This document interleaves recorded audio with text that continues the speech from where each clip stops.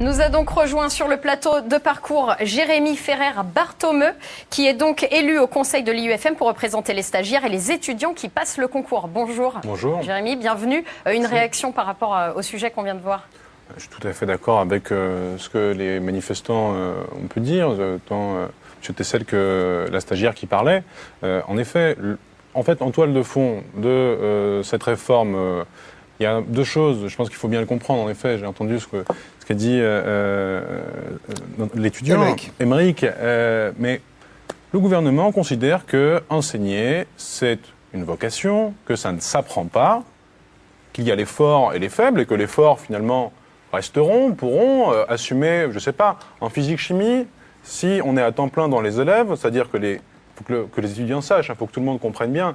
Un étudiant qui passe le concours de physique-chimie cette année, il se retrouvera en septembre avec 12 classes. Avec 12 classes, il devra enseigner à 12 fois 25 s'il est en ZEP ou 30. Il aura fait des stages en M2. Ah, non, déjà dans la période transitoire. Oui, bon, là c'est la période transitoire, on essaie de voir au-delà. Et si on va au-delà, oui, mais c'est important, ça concerne pour l'année prochaine 1,5 million d'élèves qui seront touchés par les conséquences de la réforme. Un calcul récent a été fait par souvent l'université, notamment, calcul très intéressant pour nous. Pour la suite, non, en réalité, il y aura quelques stages sporadiques, il n'y aura pas du tout d'échange des titulaires 1, donc des gens qui seront mis en responsabilité. Il n'y aura pas d'échange avec les tuteurs comme il y a aujourd'hui. Moi, personnellement, j'ai 2 classes. Je suis sur un service de 6 heures, parce qu'on attendait un remplaçant.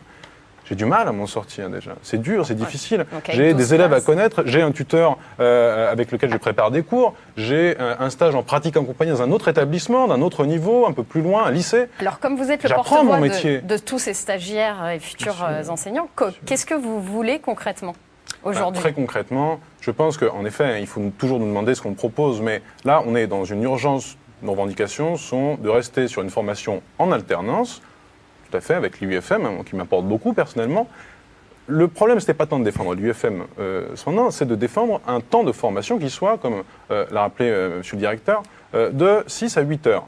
Sinon, on ne peut pas apprendre son métier, on ne peut pas retourner sur ses pratiques professionnelles. C'est-à-dire que, déjà, préparer un cours, ça prend du temps, mais surtout, il y a toute cette phase ensuite, la phase qui suit, de dire mais qu'est-ce qui a marché, qu'est-ce qui n'a pas marché. Mes élèves, je les connais un par un, moi j'en ai 46. Je les connais tous, mes élèves, mais si j'en avais, je ne sais pas, 150, 200, je ne les connaîtrais pas. Je préparais mes cours très mal et j'aurais aucun retour sur ma pratique. Et c'est ça qui va se préparer. Donc cette phase transitoire, cette phase transitoire, est-ce qu'elle n'est pas justement là pour apporter au débat des améliorations? Tout n'est peut-être pas arrêté. Vous avez quand même la possibilité d'avoir des aménagements, des décrets d'application qui permettront d'aménager ce que vous demandez. Écoutez, je trouve ça très optimiste. Moi, je pense qu'il faut se préparer au pire. Les recteurs, sans cadrage national, on attend une parole officielle du ministre qui, sans doute, devrait arriver. Mais les recteurs sont en train de réunir les chefs d'établissement pour leur annoncer à quelle sauce, en tout cas, les berceaux, les fameux berceaux de stagiaires qu'on met en établissement l'année prochaine vont être mangés. C'est-à-dire qu'on mettra pendant plusieurs années des collègues stagiaires à temps complet devant les élèves, avec des étudiants qui eux-mêmes passeront les concours, qui viendront les remplacer 5 semaines dans leur classe. Voilà, donc on passe le concours, on va faire 5 semaines de cours à temps complet dans les élèves. Donc alors là, c'est la folie furieuse, il faut quand même s'imaginer. On revient après, donc on est stagiaire, on a été un peu en formation dans un UFM nouvelle manière, je ne sais pas ce que monsieur le directeur en pense, mais enfin, ça n'existe pas. Et là, on est inspecté pour titularisation par les corps d'inspection qui nous disent écoutez, votre classe, là, c'est n'importe quoi. On dit oui, tout à fait. Alors, Émeric, une réaction par rapport à ça? Oui, moi, je ne partage pas forcément votre avis, parce que sur la logique de master, on a cette possibilité aussi d'avoir un master avec une dominante recherche, et la possibilité pour ceux qui veulent être enseignants de pouvoir essayer de chercher aussi de faire des mémoires, de chercher par eux-mêmes un certain nombre de notions, et pouvoir enrichir leurs cours, pas forcément de la formation qu'ils ont, mais aussi d'aller chercher par eux-mêmes. Et c'est l'avantage du master par rapport à la licence, c'est d'avoir cette capacité d'aller rechercher des informations et d'enrichir son cours. Mais c'est déjà le cas. Non, pas avec ceux qui ont une je suis à l'IUFM, moi je peux vous le dire, c'est déjà le cas. On nous demande de faire des mémoires professionnelles. Moi j'ai des cours sur enseigner la Révolution française, on me demande de faire un mémoire sur le travail en groupe des élèves. J'ai le temps de réfléchir à tout ça, j'ai le temps de mettre ça en application.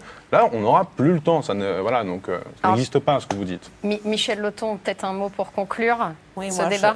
je crois que c'est important de maintenir cette formation professionnelle pour les enseignants, qu'il y a un potentiel de formation qui existe dans les IUFM, dans les UFR des universités, et qu'il faut absolument pas gâcher ce potentiel, hein, même si on peut toujours tout améliorer. Hein, ça. Mais ne gâchons pas le potentiel qui existe aujourd'hui. Ne gâchons pas non plus la formation des enfants qui vont aller à l'école, qui sont, pour moi, pas mes enfants, mais peut-être un jour mes petits-enfants, et pour beaucoup d'entre nous, nos enfants. Voilà. Il faut quand même rappeler qu'il y a 20 ans, quand les UFM ont été créés, il y avait les mêmes manifestations et il y avait les mêmes critiques. Donc est-ce qu'on n'est pas toujours dans le système une avancée, les réformes dans l'enseignement supérieur sont toujours soumises à polémique. Il y a 20 ans, il n'y avait pas ces manifestations. Il y en avait. Là, mais pour que les gens comprennent bien, pour que les téléspectateurs comprennent bien ce qui est en train de se passer, non seulement le gouvernement donc, présente ça comme un progrès alors que c'est une régression, on revient avant la création des IUFM, on pense qu'on est dans l'école de 1910 où rien n'a changé, où un professeur arrive, il parle, les élèves écoutent. Moi, j'enseigne en zone de prévention de la violence, en ZEP. Je peux vous dire que si je faisais ça, ça ne marcherait pas. Par ailleurs, donc, les élèves ont changé, les professeurs ont changé, les contenus ont changé, les contenus de ce qu'on enseigne ont changé.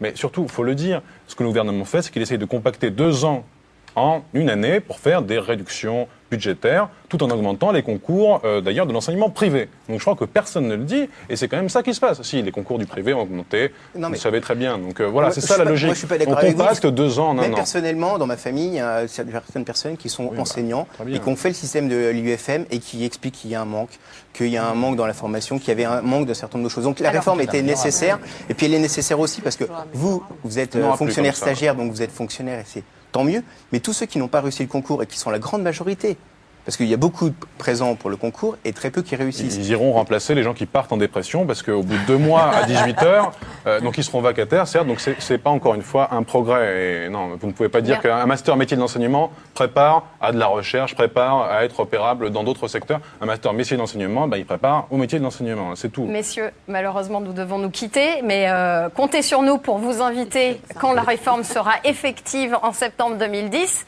Elle peut toujours être changée entre-temps, on le souhaite. Je le souhaite pour notre camarade, parce que bonne entrée dans le métier, bon courage, vous finirez des fiches. Merci à vous tous d'avoir été avec nous sur MCE pour cette émission Parcours. On se retrouve pour un prochain numéro bientôt, toujours avec Alexandre Vanadia. À très bientôt Alexandre. Et on se quitte avec une citation du journaliste et socialiste français du 19e siècle, Pierre-Joseph Proudhon, qui disait « Toute société se forme, se réforme et se transforme à l'aide d'une idée ». Ce à quoi j'ajouterais « Encore faut-il qu'elle soit bonne ». À très bientôt sur MCE. Ciao.